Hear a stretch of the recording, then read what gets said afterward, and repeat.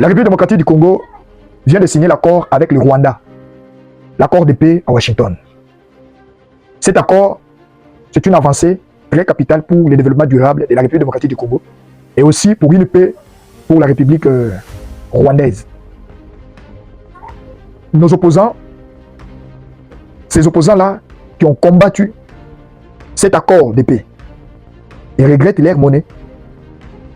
Ils sont dans les regrets. Pourquoi ils ont dépensé autant d'argent pour empêcher Tshisekedi de se rencontrer avec son homologue américain. Et Kagame nous avait assuré en disant qu'il n'ira pas aux États-Unis pour aller signer l'accord de paix. Il avait assuré. Il avait même dit, le problème, ce n'est pas lui. Le problème, c'est Tshisekedi. Où en sommes-nous aujourd'hui? Il a été forcé d'aller aux États-Unis d'Amérique, précisément à Washington, pour signer le deal, pour signer l'accord de paix, pour signer l'accord régional, pour signer l'accord de la stabilité en présence des autres homologues présidents africains comme le président angolais, le président kenyan, le président burundais et d'autres représentants des autres pays. Ils étaient là comme des témoins en présence de Donald Trump qui représente la grande puissance. Sans la présence des États-Unis d'Amérique dans ces démarches de la paix, je dirais que on allait parler autre chose. La grande puissance s'est intégrée. Il a vu trop, c'est trop. C'est le moment d'arrêter les hostilités qui se passent à l'est de la République démocratique du Congo. Mais je me pose la question. Les messieurs en robe qui parlaient négativement sur l'accord de paix, les messieurs en robe qui critiquaient et qui a toujours l'habitude de critiquer, on a besoin de lui voir sur les médias, de critiquer encore cet accord de paix. C'est tout à fait normal. Quelqu'un qui s'est déjà habitué de vivre dans les mensonges, quelqu'un qui s'est déjà habitué de vivre dans la corruption, quelqu'un qui s'est déjà habitué de vivre dans la guerre, qui se nourrit des malheurs des autres, il ne serait jamais, ou il ne sera jamais content de la paix dans sa région. Suivons en image ce qui s'est passé à Washington. Le président américain et ses homologues présidents africains. Suivons en image et on se retrouve juste après.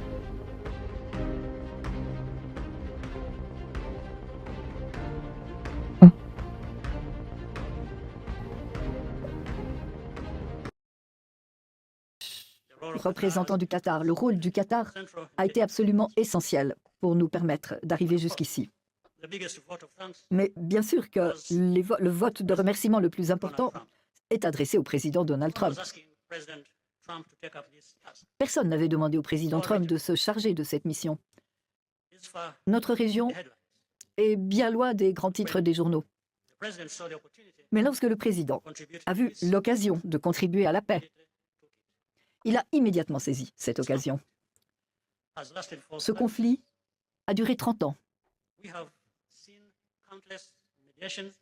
Nous avons vu un nombre immense de médiations, d'efforts, sans qu'aucun ne réussisse jamais à résoudre les problèmes qui nous séparaient. Le président Trump a lancé une dynamique nouvelle qui a permis des percées importantes. Son approche est équilibrée. Elle est juste. Il n'a jamais pris parti. Il nous a orientés vers l'avenir, sans revenir sur le passé, soulignant que les dividendes de la paix, ce sont la prospérité et les investissements, y compris les investissements américains. De façon plus importante, l'approche du président Trump est pragmatique. Le processus n'est pas devenu une fin en soi. Et tous ces éléments ont été mis en œuvre aussi par son équipe dévouée. Je tiens à remercier le secrétaire d'État Marco Rubio, ainsi que Massad Boulos. Nous sommes très sensibles aux efforts qu'ils ont faits. Nous n'en serions pas là aujourd'hui sans leurs efforts. Et maintenant, nous avons les possibilités les plus claires que nous ayons jamais eues. Cet accord nous donne tout ce qui est nécessaire pour mettre un terme à ce conflit une fois pour toutes. Si cet accord échoue Si les choses ne fonctionnent pas comme elles devraient le faire, eh bien, la responsabilité n'en incomberait pas au président Trump, mais à nous-mêmes. C'est à nous, en Afrique, à travailler avec nos partenaires, à consolider et à élargir cette paix. Il y aura des hauts et des bas sur la route qui nous attend. Cela est clair. Je crois que vous comprenez. Rwanda, je le sais.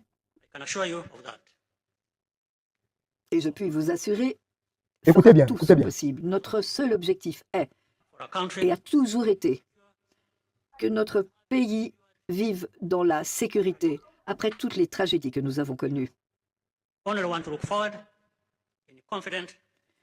Et maintenant, nous attendons avec confiance un avenir prospère et brillant. Monsieur le Président, Excellence, je vous remercie de votre attention. Là, c'est Kagame. Moi, je pas vu la sincérité dans ces dires. Qui, par leur Les engagement, déclarations de Kagame, en tout cas, ont contribué Écoutons Tshisekedi. à ce moment essentiel sur la voie de la paix. Tout d'abord, le Cheikh Annie Binyama Dandadi,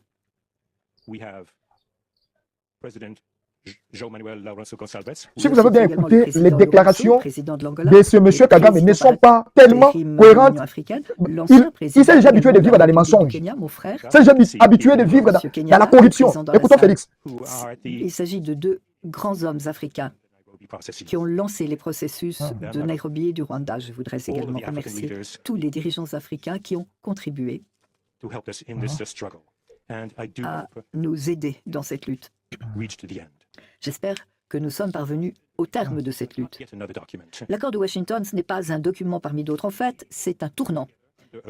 C'est un accord qui reprend dans une architecture cohérente une déclaration de principe pour un accord Écoutez de bien. paix et pour un cadre d'intégration économique régionale, pour donner au peuple de la région une nouvelle perspective qui leur permettra de dépasser le cycle de la violence, des déplacements forcés, de la méfiance, pour entrer dans une nouvelle ère d'amitié, de coopération et de prospérité Exactement. partagée. La RDC prend l'engagement solennel, en toute sincérité, de mettre en œuvre toutes les obligations qui découlent de cet accord. Nous le ferons avec sérieux, avec rigueur, avec un souci constant de la paix et de la sécurité de nos populations pour l'unité et l'intégrité de Exactement. notre territoire. Nous espérons que la République du Rwanda fera preuve également du même sérieux lorsqu'il s'agira de respecter tant la lettre que l'esprit. Il sait que Dieu serait dans ce qu'il est en train de dire. Nous sommes ouverts à une coopération pacifique fondée sur le respect mutuel, la non-intervention et la lutte conjointe contre les groupes armés. Il s'agira de lutter contre les forces négatives pour entrer dans une ère de prospérité nouvelle, ce pour nos deux populations. Aujourd'hui, je crois, marque le début d'un nouveau chemin, d'une nouvelle voie, difficile certes, mais où la paix ne sera plus un vœu, une aspiration. La République démocratique du Congo jouera le rôle qui doit être le sien avec dignité, conscience, constance, avec le soutien de nos partenaires. Nous serons vigilants, nous ne voulons pas faire preuve de pessimisme, nous aurons les yeux bien ouverts, mais nous tenons à faire preuve d'optimisme. Il s'agit de paix et de prospérité pour nos populations, et donc il doit s'agir d'un engagement irréversible à tourner la page des affrontements pour entrer dans une nouvelle ère de Exactement. coopération et de paix durable dans toute la région. Merci. Applaudissez. Oh.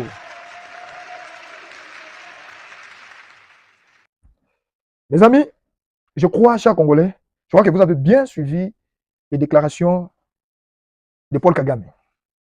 Ce monsieur n'est pas sincère, en réalité. Kagame n'est pas sincère dans ses déclarations. Kagame qui vous parle, si cet accord échoue, ce n'est plus la faute de l'Amérique, de Donald Trump, mais c'est la faute de eux-mêmes. Vous sentez déjà des nuances à l'intérieur. C'est une personne qui a été forcée de venir signer l'accord. Il s'est déjà habitué de vivre dans les tueries, de consommer le corps des innocents. Il s'est déjà habitué de boire le sang des innocents. Quelqu'un qui s'est déjà habitué de vivre dans le mal, mais vous le forcez de vivre dans le bien. C'est carrément impossible. Carrément impossible, mes amis.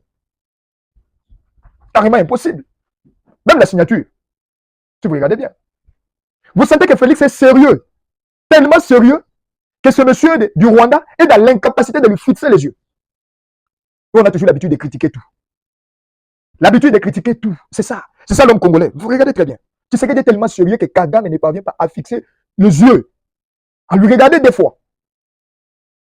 Ce monsieur est tellement massacré. Et la chose que j'ai aimé chez Kagame, il reconnaît que ce conflit a duré pendant 30 ans. Plus même de 30 ans. Il reconnaît lui-même.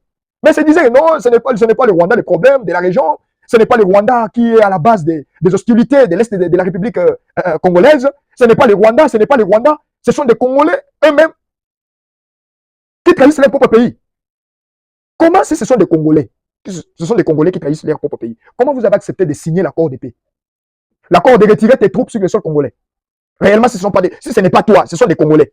Moi, je ne me sens pas coupable. Comment je peux aller signer la chose que je ne connais pas? Je ne suis pas coupable. Tu me demandes, non, il faut demander pardon. Comment? D'abord, l'accord de paix. L'accord de paix, d'abord. L'objectif principal est de quoi? L'objectif principal de cet accord de paix. Si vous demandez, vous posez la question, plus non, c'est l'accord de paix, tu sais qu'il a upgradé les minéraux, tu sais qu'il a upgradé nos ressources aux Américains. Ça, c'est ce qu'on le dit des Européens. Tu sais qu'il a upgradé des ressources aux Américains. D'autres, nos opposants, tu sais qu'il a vendu l'État congolais aux Américains. Donc, ce n'est plus 50. Les États, c'est combien d'États? 52 ou 53? Donc, ce n'est plus 52 États, c'est maintenant 53 États. Donc, plus la RDC, ça fait 53. L'accord de paix qui a été signé à Washington était basé sur le respect de l'intégrité territoriale, la cessation des hostilités, le désengagement des groupes armés non étatiques. Donc, la priorité était d'abord ça, avant d'aller dans des trucs là, dans des cadres régionaux de l'économie, et ainsi de suite. D'abord, la priorité, c'était d'abord ça. Que le Rwanda se retire sur notre sol. Que le Rwanda respecte notre territoire. Ce n'est pas le problème de nous ramener. Non, retire-toi d'abord. La coopération économique, ainsi de suite, on va les regarder après. On va s'intéresser. D'abord, retire-toi d'abord sur notre territoire. Et le président vous avait dit, il n'y aura pas brassage et mixage dans notre pays. Que ce soit au sein de l'armée, de la police et aux institutions de l'État. Tout celui qui a participé au carnage de la République démocratique du Congo, tout celui qui a le sang des innocents de l'Est de la République démocratique du Congo, lui ne se mettra pas à table avec cette personne pour discuter. Vous allez discuter quoi? Dialogue va apporter quoi? Il y a eu dialogue en 2002. San City, l'accord de 2002, là-bas en Afrique du Sud, ça a apporté quoi? Rien que des désengagements, rien que le non-respect de l'accord, rien que la violation. Ce sont des mêmes personnes qui réclament encore des mêmes bêtises. 23 ans après, vous réclamez encore des mêmes bêtises. Au nom de vos intérêts. Et ça fait pitié pour ce peuple qui sont au service de ces individus. C'est tellement triste. Ce peuple qui soutient pleinement ces individus, qui tuent vos frères et vos sœurs à l'Est de la République, au nom de leur intérêt personnel, intérêt égoïste et de leur propre famille. C'est tellement triste, c'est décevant. Vous voyez quelqu'un défendre celui qui a massacré, tué, pillé la République. Vous verrez un groupe d'individus en train de soutenir. C'est bien de le faire. C'est bien de soutenir la bêtise, la sottise. C'est bien de soutenir des traîtres, les ennemis de la République, au nom de leur intérêt. Pas au nom de vos propres intérêts, mais au nom de leur intérêt. Un leader de parti politique peut vous inviter, venez, bref, que nous combattons Félix. Vous marchez, vous cassez tout, vous détruisez tout. Mais à la fin, c'est lui qui est récompensé. Mais pas vous. Il est récompensé à la fin. Il est ministre, il est devenu DG, il est devenu, bref, mandataire. Il va manger bien, dormir bien, voyager mieux, plus que vous. Vous aimez trop des esclaves des partis politiques. La religion est en train d'appauvrir de plus en plus le peuple, également le parti politique. Les partis politiques. La direction américaine, sous la direction américaine, le président Donald Trump, il a besoin de la paix. Donc, la priorité du président Trump, c'est la paix. Dans cette région, du Grand Lac. Il y a eu plus de morts. Plus de morts. Donc, la priorité du président Trump, c'est la paix. Les RDC et le Rwanda ont signé les accords de Washington pour la paix et la prospérité afin de mettre fin à un conflit de 30 ans, de créer des opportunités économiques et de poser des bases d'une paix durable. La paix est synonyme de progrès. Ça, c'est la sous-direction américaine. Donc, la paix est synonyme de progrès. Sans la paix, on ne peut pas progresser. Sans la paix, on ne peut pas avancer. Les déclarations de Paul Kagame, je vous l'ai dit, il y a une pensée noire à l'intérieur qui se cache. Moi, je ne suis pas sûr de ces déclarations-là. En regardant les déclarations de Kagame, j'ai compris, j'ai dit non, ça, c'est pas la sincérité. En écoutant Tshisekedi, vous sentez la sincérité, Et vous sentez l'envie que cet accord doit être applicable. Oh non, Kagame, tu sais qu'ils ne se sont pas serrés des mains. Bref, mais on s'en fout. Ici, on est venu pour l'affaire, on n'est pas venu pour se serrer les mains. Mais non, ils ne sont pas venus pour ça. C'est l'affaire. C'est pour la paix de la République. On attend les messieurs en robe de venir critiquer l'accord. Les Européens disent non, tu sais qu'il y a bradé les minéraux des ressources aux Américains. Ça, c'est les Européens. Que Chassa et Kigali ont signé l'accord de paix à Washington, les cadres d'intégrité économique régionale ou les cadres d'intégration économique régionale. Dans les cadres économiques, on a signé sur l'énergie, les infrastructures, chaîne d'approvisionnement minéral, gestion conjointe des parcs nationaux, santé publique. Ça, c'est dans les cadres économiques. On a signé tout ça. Mais avant que ces choses doivent être applicables, que ce soit dans des coopérations bilatérales, ainsi de suite, pour le développement de la nation, on doit d'abord retirer les groupes armés, précisément les groupes armés rwandais, dans notre sol. Les militaires rwandais doivent quitter sur notre sol, doivent retourner dans leur propre pays. Notre armée était infiltrée à un niveau où tu sais qu'elle était dans l'incapacité même de déclarer la guerre au Rwanda. Moi, j'ai aimé ce que le président burgundais a dit. Le président burgundais, le général Neva, a dit s'engager est une chose. Mise en pratique, c'est une autre chose. On peut bel et bien signer. Et la suite? La suite sera comment? Parce qu'on connaît bien Kagame. Les déclarations de Kagame manquent de cohérence. Les déclarations de Kagame manquent totalement de cohérence. Ça, selon moi. Derrière ces propos tenus devant ses pairs, il semble exister une pensée noire non dite. Ça, selon mes analyses à moi. C'est que moi, je... Donc, il semble exister une pensée noire non dite. Une zone d'obscur qui interroge. Pour moi, selon moi, je ne souscris pas à la théorie avancée par Paul Kagame. Je ne souscris pas. Je ne crois pas. Je ne suis pas sûr de ce qu'il a dit. Est-ce que c'est réel? Kagame a besoin de la paix. Pendant 18 ans de Kabila au pouvoir, Kagame était dans l'incapacité de se débarrasser avec les FDLR. C'est le même synonyme. C'est la même conjugaison. C'est la même pensée, c'est la même vision. C'est la même réflexion. C'est la même détermination. On vient en République démocratique du Congo, c'est pour neutraliser les FDLR. FDLR. Il y a aussi un groupe d'individus congolais en train de soutenir, au nom de leur richesse, au nom de leur intérêt égoïste. Et vous verrez un groupe d'individus soutenir ces gens-là, au nom de notre leader, parce qu'il fait partie de notre tribu. Quittez les partis politiques. Quittez les partis politiques. Ils ne sont pas là pour vos propres intérêts, mais c'est leur propre intérêt qu'ils envisagent. Que Fayoulou s'est rencontré avec Tshisekedi. Tu sais qu'on lui a donné combien? Point d'interrogation, moi je ne confirme pas. Après la rencontre entre Tshisekedi et Fayoulou, les sorties médiatiques de Fayoulou, c'est comment? C'est encore avec la haine à l'intérieur. C'est la politique. C'est la politique. Ça, moi j'ai aimé chez Kagame, il a reconnu que non, le conflit a duré pendant 30 ans. Il sait. Il sait. Il y a eu plusieurs interventions pour maîtriser la tension entre Kigali et Kinshasa. Mais grâce à Donald Trump, mais nous observons. Hein. Nous observons. Félix Tshisekedi a déclaré, vous l'avez suivi, il a dit, nous restons vigilants. Il sait, nous restons vigilants. Nous restons vigilants. Si l'accord n'est pas respecté, c'est la phrase que Félix avait utilisée pendant sa campagne en disant, à moins d'escarmouches, à partir de Goma, nous allons atteindre Kigali. C'est là où ça va commencer. Tu sais qu'il a cherché par quel mécanisme pour faire la guerre au Rwanda, pour ne pas être accusé dans le futur. Oh non, tu sais qu'il y a eu génocide, il est à la base du génocide du Rwanda. Tu sais qu'il était très intelligent. Et il est très intelligent. Il a dit non, je ne peux pas aller comme ça. Je dois d'abord me laver. Je dois me rendre propre. Je dois être pur pour faire la guerre à ce monsieur. L'homme de 6 ans au pouvoir, qui a déstabilisé, qui a dérangé l'homme de plus de 30 ans au pouvoir. Pendant 18 ans, Kagame était dans l'incapacité. Pendant 18 ans, dans l'incapacité. Mais il y a un groupe de Congolais,